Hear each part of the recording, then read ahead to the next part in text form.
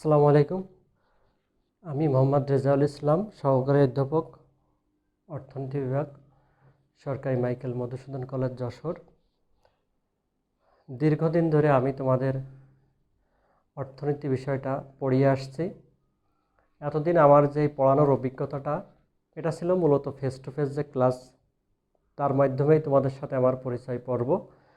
যশোরের আশেপাশের যে কলেজগুলো আছে, বিশেষ করে তারা অনেকেই হয়তো আমাকে চেনো এবং অনেকে আমার সম্পর্কে জানো, এবং তোমাদের আগ্রহই বলতে পারো আমার এই অনলাইন ক্লাসে প্রতি আমার যে আগ্রহ অথবা শুরু করাটা। তো অনলাইন যে ক্লাসটা আজকেই আমার শুরু বলতে পারো। তোমাদের উৎসাহ থাকলে অথবা তোমাদের সাপোর্ট থাকলে ভবিষ্যতে এটা আমার কন্টিনিউ করার একটা ইচ্ছা আছে। তো আজকে আমি আমাদের অর্থনীতি প্রথম বর্ষের মৌলিক গণিত এর বাজার ভারসাম্যের একটা ছোট্ট একটা টপিকস নিয়ে আমি তোমাদের সামনে হাজির হয়েছি। তো আজকে যেটা আলোচনা করছি আমি একটু সংক্ষেপে, সেটা হচ্ছে বাজার ভারসাম্য। আমরা সবাই জানি বাজার ভারসাম্য কী জিনিস। আমরা তারা ইন্টারমিডিয়েটেও পড়ছিলাম, যাদের অর্থনীতি কোর্সটা ছিল তারা সবাই কিন্তু আমরা এটা দেখে অভ্যস্ত। তোমাদের মনে আছে কি না জানি না, এই যে চাহিদা আর একটা হচ্ছে যোগান রেখা ছিল।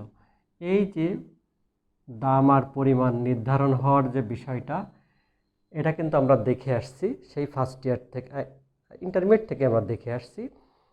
আর একাদশে অনার্সে ভর্তি হওয়ার পরে আমরা যারা ক্লাস শুরু করছি, আমরাও অনেকে অলরেডি এতদিন পরিচিত, এর সঙ্গে পরিচয় হয়ে গেছে। তো সিম্পলি আমি একটু বলতে চাচ্ছি সহজ করে, যে বাজার ভারসাম্যটা কী জিনিসটা।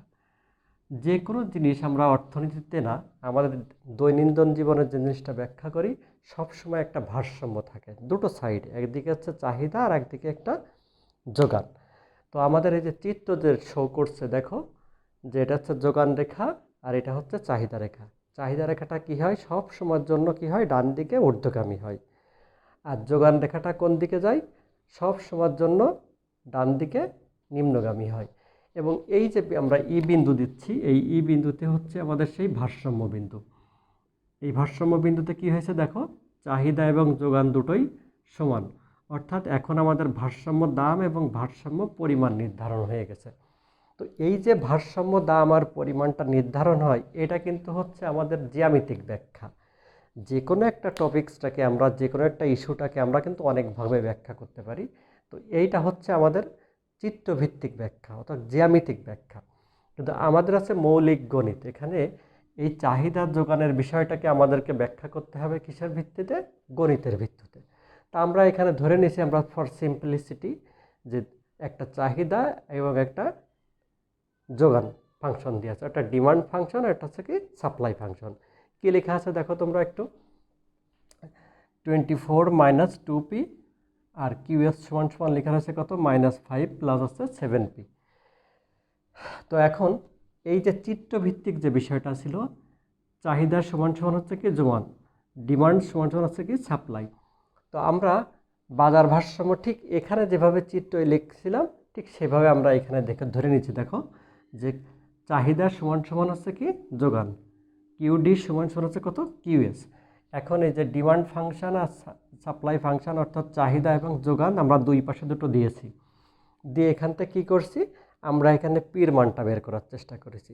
কিভাবে, দেখো পিগুলোকে এক পাশে করে নিয়ে আসছি, -2p -7p সমান সমান কী ছিল, -5 -24 আসছে কত, -9p সমান সমান -29।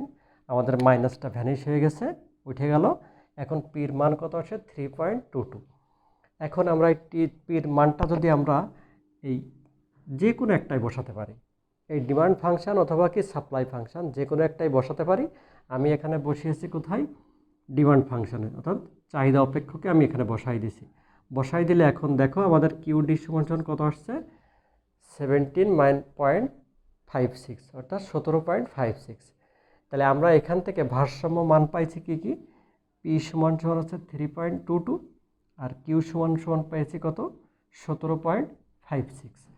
তাহলে আমরা যদি যে চিত্র যেভাবে আঁকছিলাম, সেখানে যদি এই মানটা বসানোর চেষ্টা করতাম, তাহলে কি হতো, পির মানটা কত পাচ্ছিলাম, 3.22 আর এই যে কিউর মান পেয়ে গেছি কত 17.56। তো এইভাবে আমাদের পরীক্ষায় যে অঙ্কগুলো আসে, বিশেষ করে বাজার ভারসাম্য তো সবসময় একটা দেয়াই থাকে, সেখানে কি থাকে আমাদের এরকম চাহিদা এবং যোগান এরকম দুটো ফাংশন দেওয়া থাকে, একটা ডিমান্ড ফাংশন, একটা আছে সাপ্লাই ফাংশন। এটা দিয়ে আমাদের বেশিরভাগ ক্ষেত্রে যেটা করতে বলে, এখান থেকে আমাদেরকে বের করতে হবে কি দাম এবং পরিমাণ ভারসাম্য, দাম এবং পরিমাণটা আমাদেরকে বের করতে হয়। তাহলে আমাদের সামনে যদি এইভাবে দেওয়া থাকে, তাহলে আমরা কি করতে পারি, আমাদের প্রথম কাজটা হচ্ছে বাজার ভারসাম্য অনুযায়ী সব সময় আমরা অর্থনীতিতে যত সময় আসি স্টুডেন্ট হিসেবে চাহিদা সমান সমান হচ্ছে যোগান আমরা লিখে ফেলব। লিখে এখান থেকে আমরা কি করব, আমি যেভাবে চেষ্টা করছি এভাবেই তোমরা কি করবে, আগে পির মানটা বের করে ফেলবে।